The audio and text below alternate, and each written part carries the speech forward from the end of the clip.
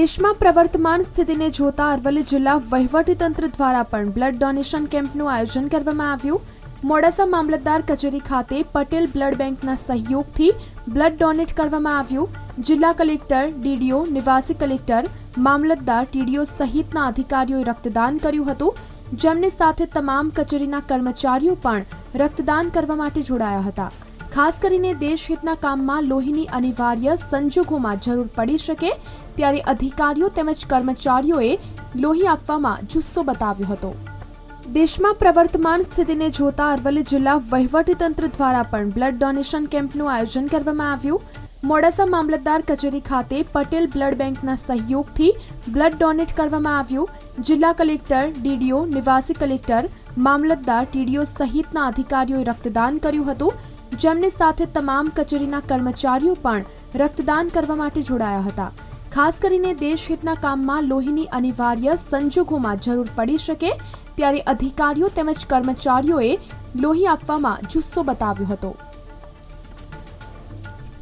અરવલ્લી જિલ્લા વહીવટીતંત્ર તરફથી દેશમાં લોકોને જે લોહીની જરૂરિયાત જ્યારે પડે છે ત્યારે અચાનક લોહીની તંગી ઊભી ન થાય એના માટે થઈને કેટલાક દાતાઓ જે પોતાની રીતે રક્તદાન કરી શકે છે એવા દાતાઓની સાથે રહીને જિલ્લા વહીવટીતંત્રમાં કલેક્ટર ઓફિસ, એસપી ઓફિસ, જિલ્લા પંચાયત ઓફિસ અને અન્ય ઓફિસોના કર્મચારી અને અન્ય લોકોને સાથે સાંકળીને આજે સારી રીતે રક્તદાન માટેની એક સરસ મજાનો અહીંયા કેમ્પ યોજાઈ રહ્યો છે।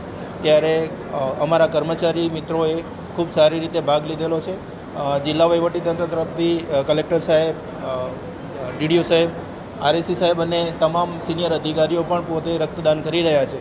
ત્યારે આવી રીતે દેશમાં દરેક લોકો પોતે રક્તદાનનું એક મહત્ત્વ સમજે અને જેને જ્યારે જરૂર પડે ત્યારે આસાનીથી રક્ત મળી રહે એના માટે થઈને પોતે પોતાની ઈચ્છાથી અને પોતાની શક્તિથી રક્તદાન કરતા રહે એવી અપીલ જિલ્લા વહીવટીતંત્ર તરફથી કરવામાં આવે છે। આજે અમારા મોડાસા મામલતદાર ઓફિસમાં રક્ત કેમ્પ યોજાયો।